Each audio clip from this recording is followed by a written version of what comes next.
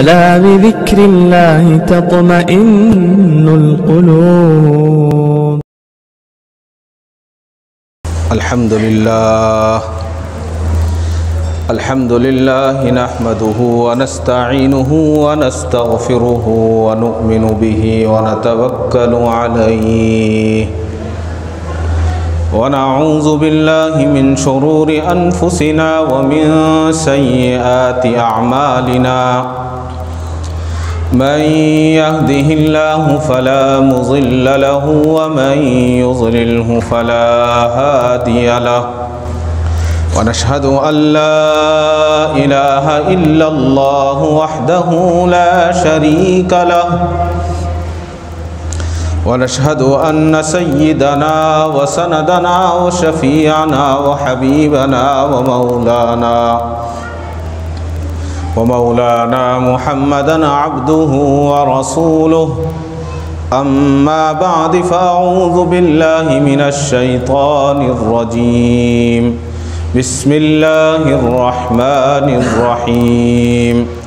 فاذكروني أذكركم واشكروا لي ولا تكفرون. صدق الله مولانا العظيم وصدق رسوله النبي الكريم وعلى آله وأصحابه وأزواجه وذرياته وأهل بيته أجمعين والحمد لله رب العالمين.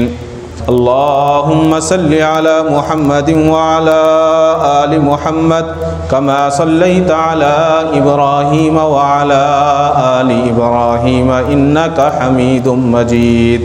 اللهم بارك على محمد وعلى آل محمد كما باركت على إبراهيم وعلى آل إبراهيم إنك حميد مجيد. ضربے لگا کے کلمہ طیبہ کی بار بار، ضربے لگا کے کلمہ طیبہ کی بار بار، دل پہ لگا جو زنگ ہے اس کو ہٹائیے. محترم حضرات، بزرگوں اور بھائیوں، ابھی آپ کے سامنے قرآن کریم کی ایک آیت تلاوت کی ہے. فاذکرونی اذکرکم واشکروا لی ولا تکفرون. اللہ تبارک و تعالی ارشاد فرماتے ہیں، سو تم مجھے یاد کرو میں تمہیں یاد کروں گا، اور میرا شکر ادا کرو اور میری ناشکری نہ کرو. علماء کرام فرماتے ہیں کہ جب انسان اللہ کو تنہائی میں یاد کرتا ہے تو اللہ تبارک و تعالی بھی اس کو تنہائی میں یاد فرماتے ہیں، اور جب یہ انسان اللہ کو مجمع میں یاد کرتا ہے تو اللہ یعنی سب سے پاکیزہ مجمع فرشتوں کے مجمع میں اللہ تبارک و تعالی اس بندے کو یاد کرتے ہیں. اور اللہ تبارک و تعالی کو اگر سب سے زیادہ چیز کوئی پسند ہے تو وہ اللہ کا ذکر ہے. ذکر بہت ساری چیزوں کا ہے، تسبیحات بھی ذکر میں شامل ہیں اور اللہ کا کلام بھی ذکر میں شامل ہے. اللہ کے کلام کی جب تلاوت کی جاتی ہے تو اللہ تبارک و تعالی خود بنفس نفیس اس تلاوت کو سنتے ہیں. اگر ہم کسی شخص کی تعریف کر رہے ہوں، ہمارے گھر کا بڑا ہو یا رشتہ دار ہو یا ملک کا یا صوبے کا یا محلے کا بڑا ہو، ہم اس کی تعریف کریں اور وہ خود اپنے کانوں سے اس کو سنے تو ہمارے لیے کسی اعزاز سے کم نہیں ہے.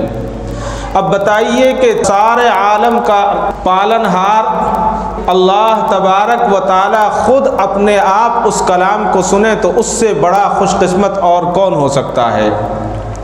حضرت شیخ زکریا رحمۃ اللہ علیہ اپنی کتاب فضائل اعمال میں لکھتے ہیں، ایک آدمی کو شیطان نے دیکھا کہ وہ ہڈیوں کا ڈھانچہ بنا ہوا ہے اور اس کا برا حال ہے. اس نے پوچھا یہ کیا ہوا؟ کہنے لگا کیا بتاؤں، کچھ ایسے لوگ ہیں جنہوں نے میرے جگر کے کباب بنا دیے ہیں اور انہوں نے مجھے ہڈیوں کا ڈھانچہ بنا دیا ہے. اس نے کہا وہ کون لوگ ہیں؟ کہنے لگا وہ لوگ وہ ہیں جو مسجد میں بیٹھے ہوئے ہیں اور مسجد میں بیٹھ کر اللہ کا ذکر کر رہے ہیں۔ تو اس شخص نے دیکھنے کے لیے وہ شخص مسجد گیا تو وہاں جا کر دیکھتا کیا ہے کہ کچھ متقی لوگ بیٹھے ہوئے، پرہیزگار لوگ بیٹھے ہوئے ہیں اور اللہ رب العالمین کا ذکر کر رہے ہیں۔ مفسرین بتاتے ہیں، علماء بتاتے ہیں کہ وہ جو ڈھانچہ تھا وہ شیطان تھا، ہڈیوں کا ڈھانچہ بن چکا تھا، اور وہ خود کہہ رہا ہے کہ میرے کلیجے کا ان لوگوں نے کباب بنا دیا ہے، مجھے جلا دیا ہے۔ تو ذکر کی برکت یہ ہوتی ہے کہ شیطان دور ہو جاتا ہے، اور سب سے بڑی چیز ذکر سے اللہ کا قرب نصیب ہوتا ہے، جبکہ اللہ تعالی حقیقت میں اتنے قریب ہے کہ اس کا ہمیں اندازہ نہیں ہے۔ علماء نے، مفسرین نے لکھا ہے کہ جب انسان سجدے میں جا کر سبحان اللہ کہتا ہے تو اللہ کے اور انسان کے درمیان 70,000 پردے ہیں۔ جب ایک مرتبہ سبحان ربی الاعلیٰ کہتا ہے، سبحان ربی العظیم کہتا ہے، یعنی اللہ کی تعریف بیان کرتا ہے، تو یہ 70,000 پردے اس کے ہٹا دیے جاتے ہیں۔ تو اللہ تعالیٰ تو اتنے قریب ہے، لیکن ہمیں اس کا نہ ادراک ہے، نہ اندازہ ہے، نہ اس کی ہمیں اہمیت ہے کہ اللہ ہم سے کتنا قریب ہے۔ حضرت حسن بصری رحمۃ اللہ علیہ مشہور بزرگوں میں سے ہیں۔ آپ کے پاس ایک شخص آیا، آپ وعظ فرمایا کرتے تھے، بیان کیا کرتے تھے، قرآن اور حدیث سنایا کرتے تھے۔ تو ایک شخص آیا اور اس نے آ کر کہا کہ حضرت ہمارے دلوں پر بات اثر نہیں کرتی، جو بات ہم سنتے ہیں اس کا اثر نہیں ہوتا، اور ایسا لگتا ہے کہ ہمارے دل سو گئے ہیں۔ حضرت حسن بصری رحمۃ اللہ علیہ نے فرمایا کہ سویا ہوا تو اس کو کہتے ہیں کہ جس کو آواز دی جائے اور وہ جاگ جائے، اس کو سویا ہوا نہیں کہیں گے بلکہ اس کو تو مردہ کہیں گے۔ حقیقت ہے، حضرت نے بالکل صحیح فرمایا، آج ہمارے دل سوئے ہوئے نہیں ہیں بلکہ ہمارے دل مردہ ہو چکے ہیں، اس لیے کہ ہم نے اللہ کے ذکر کو چھوڑ دیا ہے، اور اللہ کے ذکر کو ہم لوگوں نے بالکل اپنی زندگی سے ختم کر دیا ہے، جبکہ ذکر اللہ ہی مومن کی شان ہے اور ذکر اللہ ہی مومن کی غذا ہے۔ ایک بزرگ کے تعلق سے آتا ہے کہ ایک بزرگ کے پاس ایک صاحب گئے تو دیکھا کہ وہ حضرت جو ہے ستو کا آٹا منہ میں ڈال رہے ہیں اور جلدی جلدی اس کو پھاک رہے ہیں اور پانی پی رہے ہیں۔ انہوں نے کہا کہ حضرت یہ کیا ہے، آپ ستو کا آٹا جلدی جلدی اس کو پی رہے ہیں، بہتر ہوتا آپ اس کی روٹی پکا کر کھا لیتے۔ تو حضرت نے کہا تم جانتے نہیں ہو، میں نے اس ستو کے آٹے کی اور روٹی کو دونوں کے ٹائم کو ملایا، جب ایک لقمہ میں کھاتا ہوں تو میں نے حساب لگایا کہ جتنی دیر میں ایک لقمہ کھایا جاتا ہے اتنی مرتبہ میں 70 مرتبہ الحمدللہ کہا جا سکتا ہے، لہٰذا 40 سال ہو گئے میں نے روٹی کھانا چھوڑ دیا ہے، اس لیے میں ستو کھا رہا ہوں کہ جو وقت ملے کم از کم اللہ کی عبادت اور اللہ کا ذکر کرنے میں گزر جائے۔ در حقیقت یہی ہے کہ ان لوگوں کو ذکر کی فضیلت اور ذکر کی اہمیت کا معاملہ انہیں معلوم تھا۔ آج ہماری زندگی میں نہ ذکر کی اہمیت ہے نہ ذکر کی فضیلت کا ہمیں اندازہ ہے۔ حضرت جنید بغدادی رحمۃ اللہ علیہ کو کون نہیں جانتا؟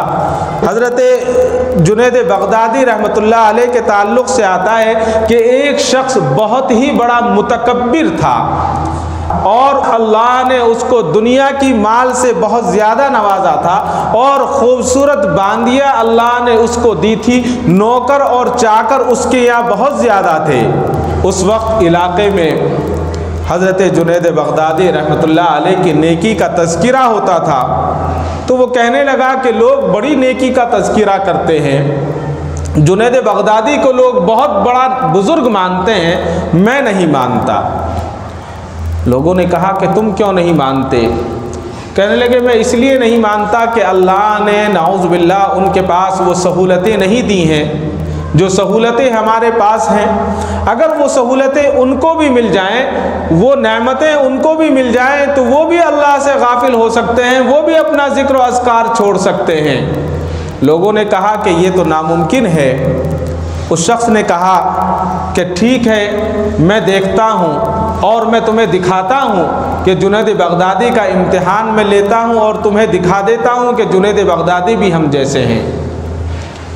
تو اس شخص نے اپنی جتنی باندیاں تھی اس میں جو سب سے حسین و خوبصورت باندی تھی، اس باندی کو اس نے بلایا اور بلا کر کچھ کہا کہ تم ایسا کرو کہ ایک مسئلہ پوچھنے کے بہانے حضرت جنید بغدادی رحمۃ اللہ علیہ کی خدمت میں چلی جاؤ اور جا کر حضرت جنید بغدادی رحمۃ اللہ علیہ کے سامنے بیٹھنا اور ان سے بات کرنا، اور بات کرتے کرتے تمہارا جو حسن و جمال ہے کہ تم اپنا چہرہ کھول دینا، اور جب تم اپنا چہرہ کھول دو گی تو میں یقین کے ساتھ کہہ سکتا ہوں کہ نعوذ باللہ حضرت جنید بغدادی تمہارے حسن پر فریفتہ ہو جائیں گے اور تمہارا حسن ان کو اپنی گرفت میں لے لے گا، اور پھر نعوذ باللہ وہ گناہ کر بیٹھیں گے، اور پھر دیکھتے ہیں ہم ان دنیا والوں کو بتائیں گے کہ جنید بغدادی کیا تھے۔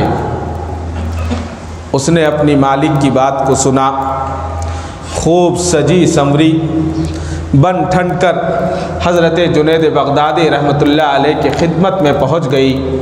خدمت میں پہنچنے کے بعد اجازت چاہی اور مسئلہ معلوم کرنے کے بہانے حضرت کے قریب سامنے بیٹھ گئی، پردے کے ساتھ بیٹھی ہوئی ہے، مسئلہ معلوم کر رہی ہے۔ حضرت جنید بغدادی نے نظر دوسری طرف کر رکھی ہے، اس کی بات کو کانوں سے سن رہے ہیں۔ جیسے ہی حضرت جنید بغدادی کی نظر ان کے قریب کو آئی، اس نے اپنا چہرہ کھول دیا، اور جیسے ہی اس نے چہرہ کھولا حضرت جنید بغدادی رحمۃ اللہ علیہ کی زبان سے صرف لفظ اللہ نکلا۔ حضرت نے کہا اللہ، اور یہ کہا اور آپ نے چہرہ موڑ لیا۔ لفظ اللہ کا کہنا تھا، باندی کے دل پر ایسا اثر ہوا وہ شرم کی وجہ سے دوری ہو گئی اور اس نے اپنے آپ کو مکمل پردے میں ڈھانپ لیا، اور پردے میں ڈھانپنے کے بعد وہ واپس آ گئی۔ لیکن جب وہ واپس آتی ہے، واپس آنے کے بعد اس کی دنیا بدل جاتی ہے، اور وہ اپنے مالک سے کہتی ہے میرے سردار، میں آپ کی باندی تھی، میں آپ کی غلام تھی، لیکن اب میرا اور آپ کا گزارا نہیں ہو سکتا، اس لیے کہ جنید بغدادی نے جو لفظ اللہ کہا ہے، اس لفظ اللہ کی چوٹ ایسی لگی ہے کہ اب تو صرف اللہ کے ذکر ہی سے قرار ملتا ہے، کسی اور چیز سے قرار حاصل نہیں ہوتا، لہٰذا آپ مجھے آزاد کر دیں، آپ مجھے چھوڑ دیں۔ اب میرے دل میں اللہ کی محبت ایسی بس گئی ہے کہ اگر میں عبادت کروں گی تو زندہ رہوں گی، اور اگر عبادت نہیں کروں گی تو میں زندہ نہیں رہ سکتی۔ اس نے مجبوراً اس کو چھوڑ دیا، اور پوری بستی میں کہتا پھرتا تھا جانے جنید بغدادی نے میری باندی پر کون سا جادو کر دیا ہے، اس کو کیا پلا دیا ہے کہ وہ میرے کام کی نہ رہی۔ اسم اعظم ہم نے سنا ہوگا، سب سے بڑا اسم جس کے اندر ساری کی ساری چیزیں آ جاتی ہیں۔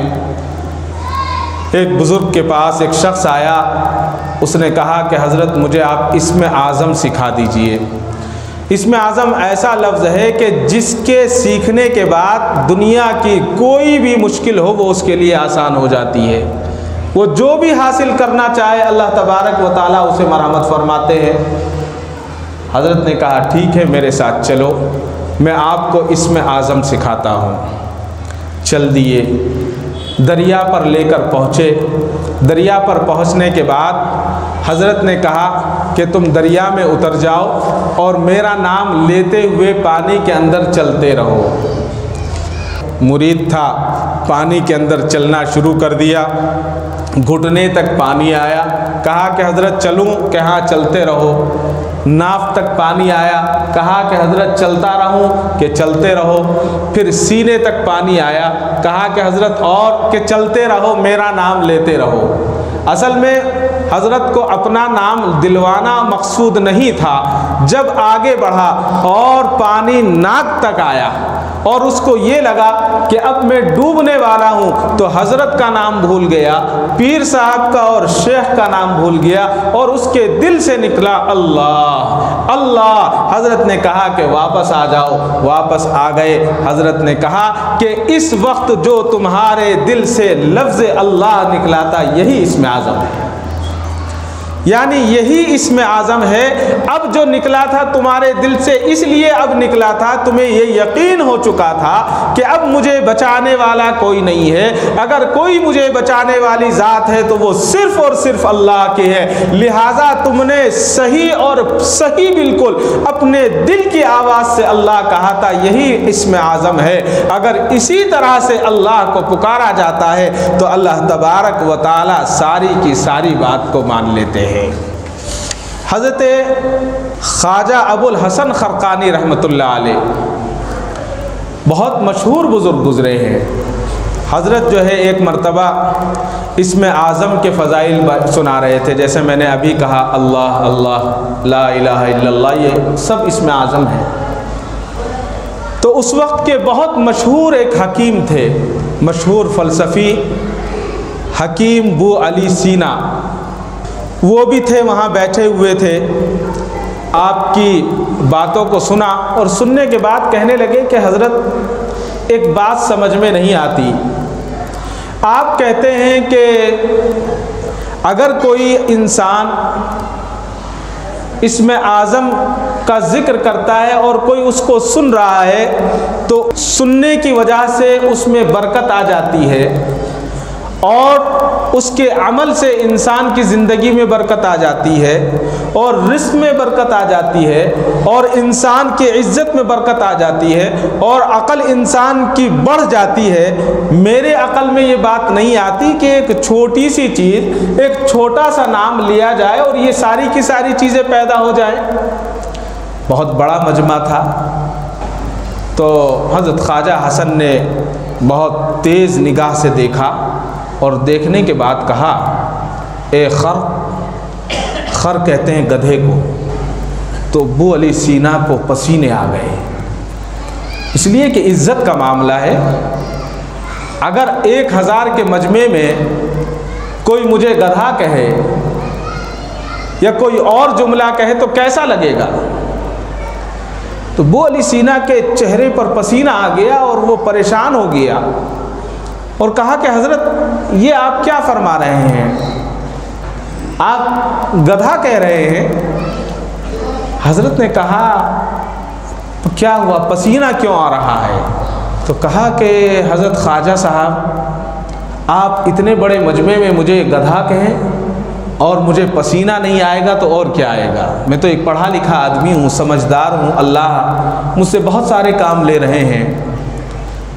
تو حضرت خواجہ نے فرمایا کہ صرف ایک لفظ گدھا کہنے کے اوپر تیرے چہرے پر اور تیرے بدن میں پسینہ آ گیا، بتا اگر اللہ کہے گا تو کیا تیری زندگی میں تبدیلی نہیں آئے گی؟ لفظ اللہ تو ایک ایسا جملہ ہے کہ انسان اگر کسی بھی تکلیف میں اور کسی بھی پریشانی میں ہو، جب تک وہ لفظ اللہ نہیں کہے گا اس کو سکون نہیں مل سکتا۔ یا تو درود شریف پڑھے گا یا لفظ اللہ کہے گا، تبھی اس کو سکون مل سکتا ہے۔ آج ہم دواؤں میں سکون تلاش کرتے ہیں، آج ہم دولت میں سکون تلاش کرتے ہیں، آج ہم بستر پر آرام تلاش کرتے ہیں، لیکن حقیقت جانتے ہیں جو مالدار ہے اس مالدار سے پوچھئے، اس کے پاس اللہ نے اگر دولت دی ہے، دولت کے ساتھ دین دیا ہے تو اس کی زندگی میں سکون ہے، ورنہ وہ کوئی تو اپنی بیوی سے پریشان ہے، کوئی اپنے بچے سے پریشان ہے، اور کوئی اپنے عہدے سے پریشان ہے، کوئی اپنی دولت سے پریشان ہے، کہیں سکون نہیں ہے۔ ہے۔ آج یہ جو دنیا کی چکا چوند ہے جس کے اندر ہم سکون تلاش کرتے ہیں، حقیقت یہ ہے کہ اس میں سکون نہیں ہے۔ اگر سکون ہے تو وہ صرف اور صرف اللہ کے ذکر میں سکون ہے، مسجد میں سکون ہے۔ ہمیں جب بستر پر ہم لیٹتے ہیں گھنٹوں گھنٹوں نیند نہیں آتی، مسجد میں آ کر بیٹھتے ہیں 5 منٹ کے بعد نیند آنا شروع ہو جاتی ہے، 5 منٹ کے بعد سکون ملنا شروع ہو جاتا ہے۔ کیا وجہ ہے؟ یہی وجہ ہے کہ یہاں فرشتوں کے ذریعے اللہ تبارک و تعالی اپنی رحمت یعنی اپنی سکینہ کو نازل فرماتے ہیں، ہمارے دلوں میں سکون اور اطمینان پیدا ہو جاتا ہے۔ ایک بزرگ کے تعلق سے آتا ہے کہ بازار میں کھڑے ہوئے رو رہے تھے۔ کسی نے پوچھا بھائی کیوں رو رہے ہو؟ آسمان کی طرف منہ کیا، کہا کہ اللہ اور بندے کے درمیان صلح کرانا چاہتا ہوں۔ میں چاہتا ہوں کہ انسان اور اللہ کے درمیان صلح ہو جائے اور انسان اللہ کی بارگاہ میں آنے والا ہو جائے، اللہ کو یاد کرنے والا ہو جائے۔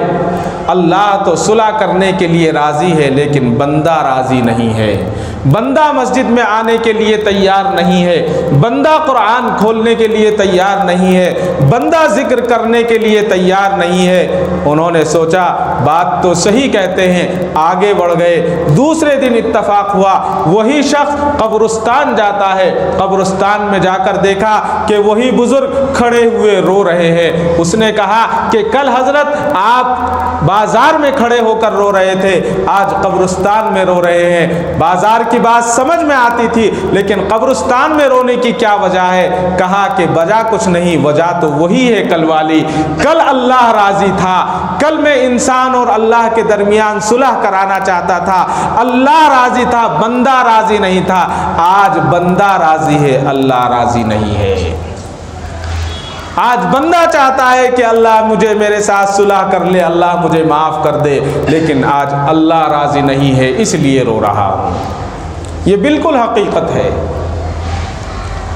حضرت مولانا یوسف صاحب لدھیانوی شہید رحمۃ اللہ علیہ کے تعلق سے آتا ہے، آپ نے ایک واقعہ لکھا، عبرت ناک واقعہ ہے۔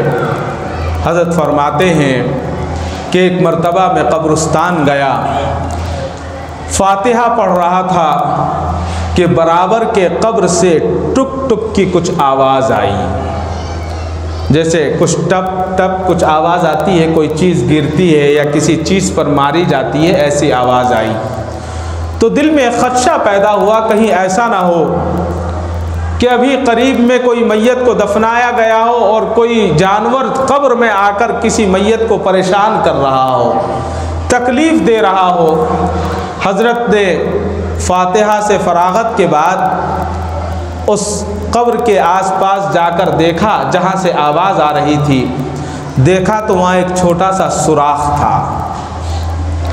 سوراخ کے اندر حضرت نے جھانکا، دیکھتے کیا ہے کہ ایک لڑکی بڑی حسین و جمیل لیٹی ہوئی ہے، چہرہ اس کا کھلا ہوا ہے اور اس کے اوپر 3 نہایت خوبصورت انگور لگے ہوئے ہیں اور ایک انگور پھٹا ہوا ہے، اس انگور کے اندر سے بہت ہی موٹا شہد کی طرح ایک رس گرتا ہے اور جب وہ رس ٹپکتا ہے تو اس لڑکی کے ہونٹوں پر گرتا ہے اور اس کی آواز ٹپ جیسی آتی ہے، وہ لڑکی اپنے ہونٹوں سے اس رس کو چاٹ رہی ہے۔ حضرت نے اس واقعے کو بتایا، لوگ جمع ہو گئے، پہچان لیا کون بچی ہے، کہا کہ یہ بچی تو فلاں محلے کی رہنے والی بچی تھی، ابھی کچھ دنوں پہلے اس بچی کا انتقال ہوا ہے۔ حضرت مولانا یوسف صاحب شہید رحمۃ اللہ علیہ اس کے گھر جاتے ہیں اور گھر جا کر دروازے پر دستک دیتے ہیں، ایک بوڑھی ماں نکلتی ہے، کہتی ہے کہ کیا بات ہے؟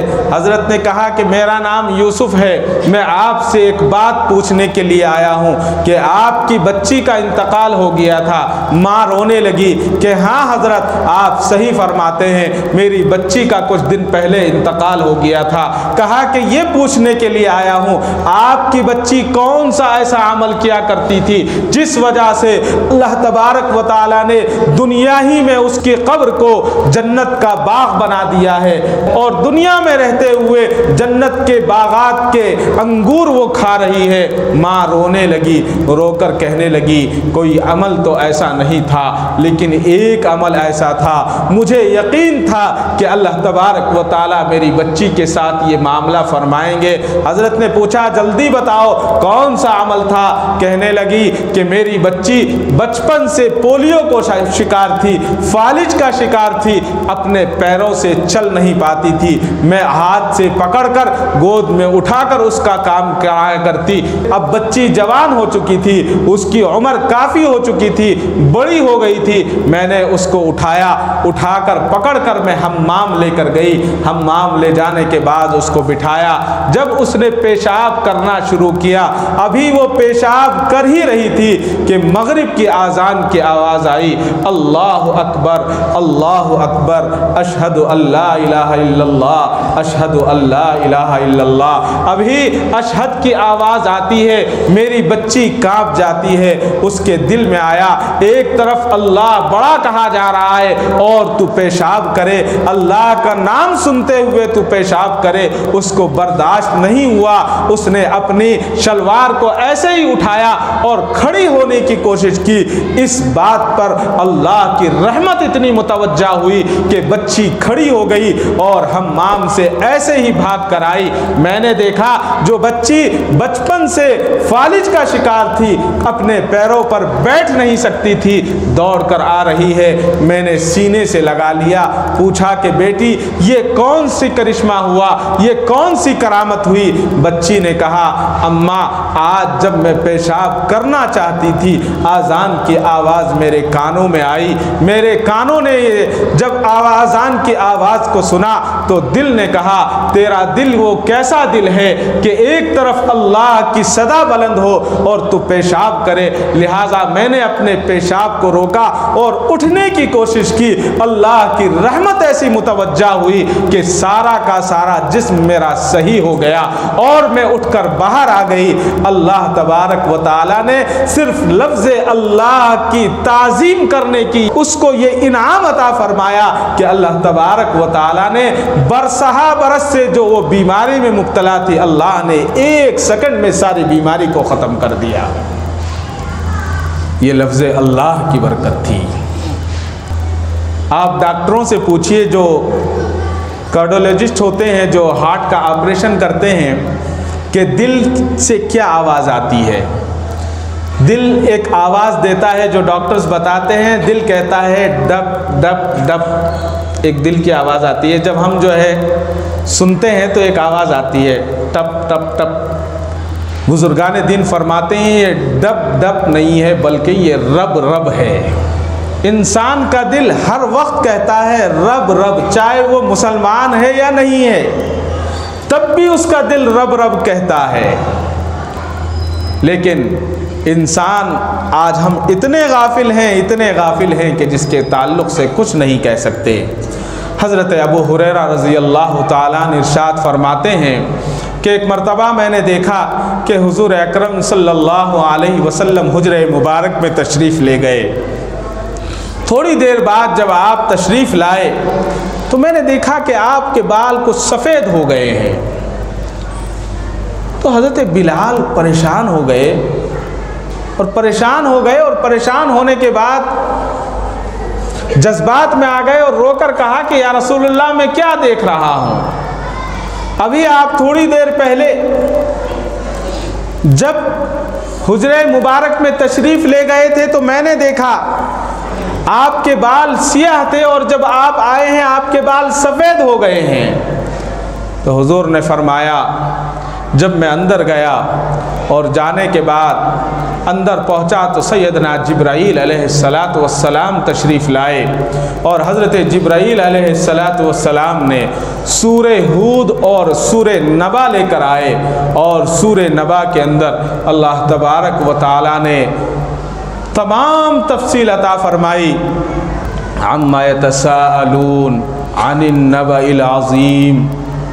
और उसके बाद आपने वो आयत पढ़ी, यौम यक़ूमुर रूह वल मलाइकतु सफ़्फ़ा ला यतकल्लमूना इल्ला मन अज़िन लहुर रहमान व क़ाल सवाबा, जिसमें अल्लाह तबारक व तआला ने इरशाद फरमाया, जिस दिन जिब्राईल अलैहिस्सलातु वस्सलाम और सब फरिश्ते हाथ बांध कर खड़े होंगे, कोई नहीं बोल सकेगा मगर वो जिसको सिर्फ अल्लाह इजाज़त देंगे वो बात कर सकेगा। किसी की हिम्मत नहीं होगी कि कोई वहाँ बात कर सके। इन सूरत के नुज़ूल की वजह से मैं बूढ़ा हो गया हूँ। हज़रत मूसा अलैहिस्सलातु वस्सलाम ने अल्लाह से पूछा कि अल्लाह मुझे कोई एक ऐसा अमल बता दीजिए जो सबसे अफजल हो। अल्लाह ताला ने फरमाया कि ला इलाहा इल्लल्लाह की ज़र्ब लगाया करो। कहा कि ये तो आम अमल है, ये तो आम अमल है जो आप सबको बताते हैं, ये तो सब करते हैं।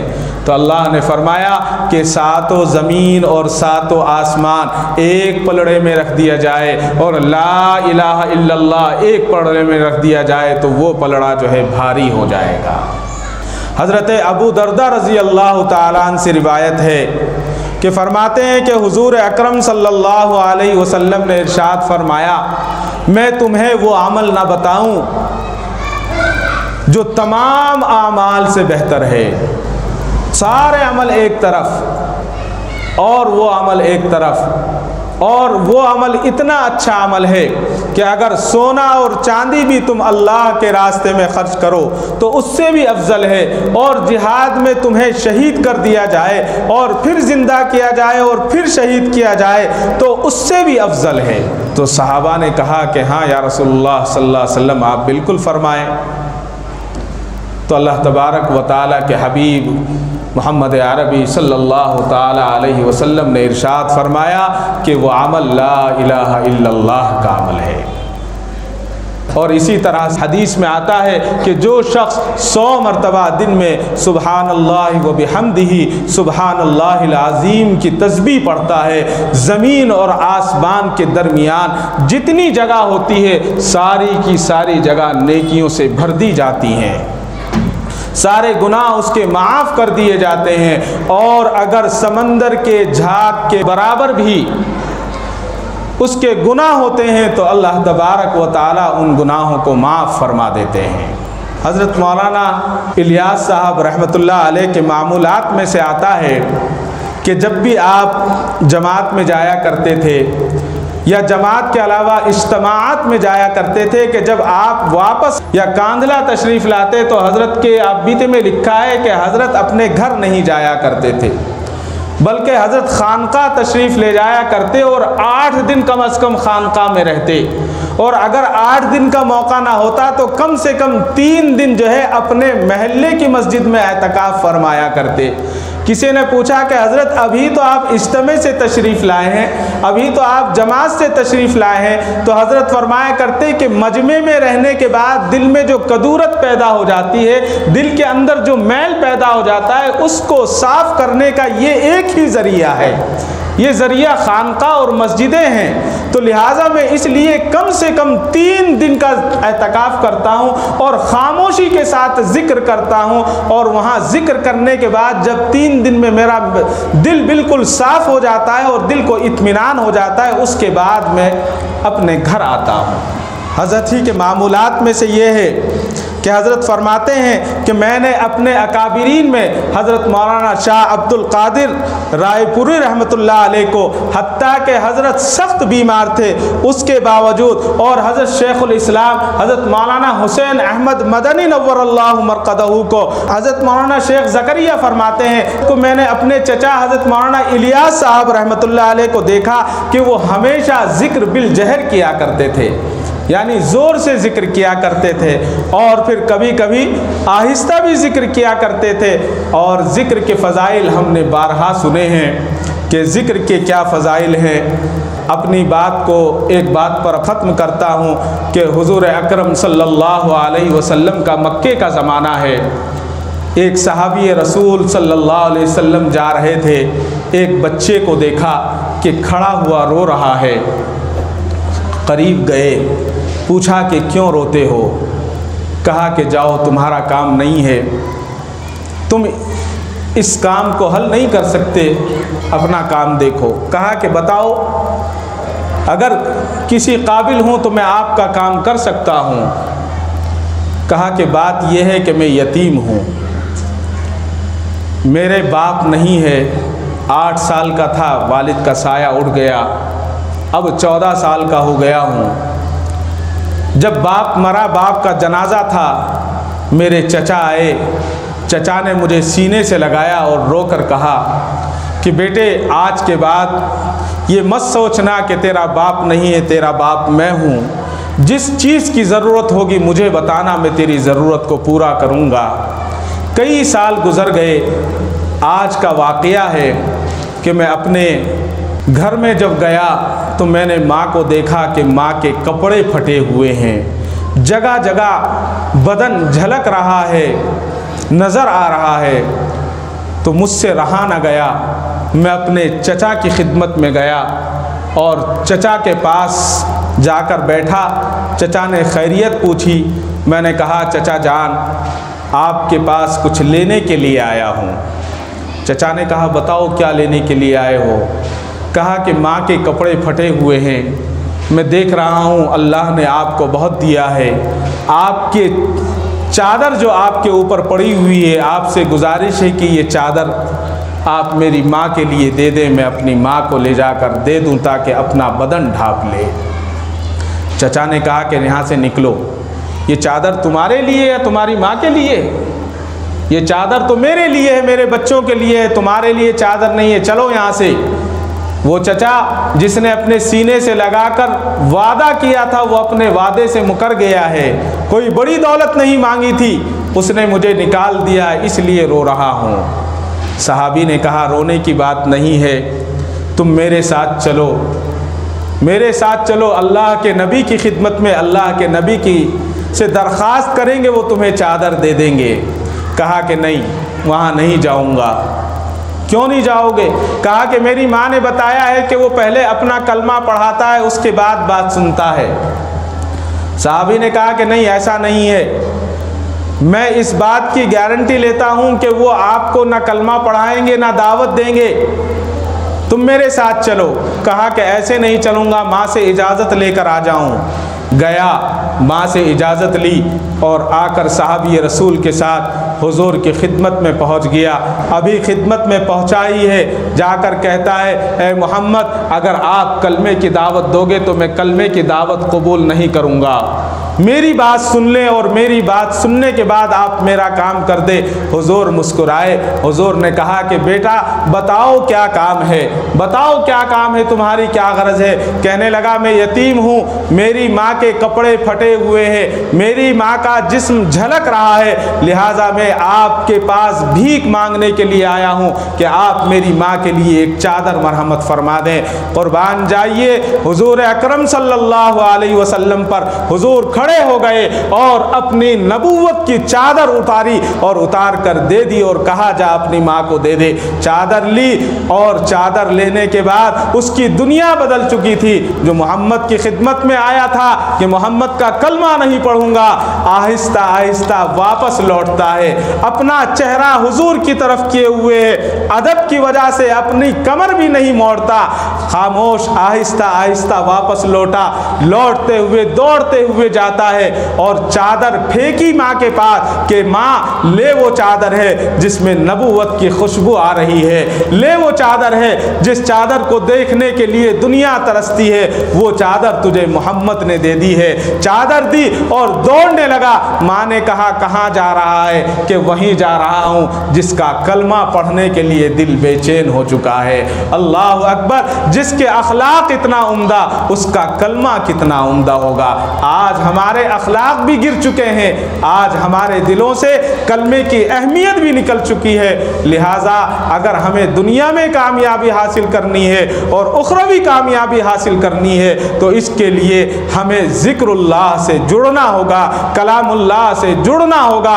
अगर हम कलामुल्लाह से जुड़ेंगे और ज़िक्र व अज़कार से जुड़ेंगे तो हमारे दिल साफ़ हो जाएंगे, हमारे दिलों के ज़ंग उतर जाएंगे, और जब ज़ंग उतर जाएगा तो इबादत में भी मज़ा आएगा, तिलावत में भी मज़ा आएगा। इसी को किसी बुज़ुर्ग ने कहा है, ज़रबे लगा के कलमाए तैबा की बार बार, ज़रबे लगा के कलमाए तैबा की बार बार, दिल पे लगा जो ज़ंग है उसको हटाइए। अल्लाह तबारक व तआला मुझे और आपको कहने सुनने से ज़्यादा अमल सालेह की तौफ़ीक़ अता फ़रमाए। व आखिरु दावा अनिल हम्दुलिल्लाहि रब्बिल आलमीन। काबे पे पड़ी जब पहली नजर, क्या चीज़ है दुनिया भूल गया, क्या चीज़ है दुनिया भूल गया।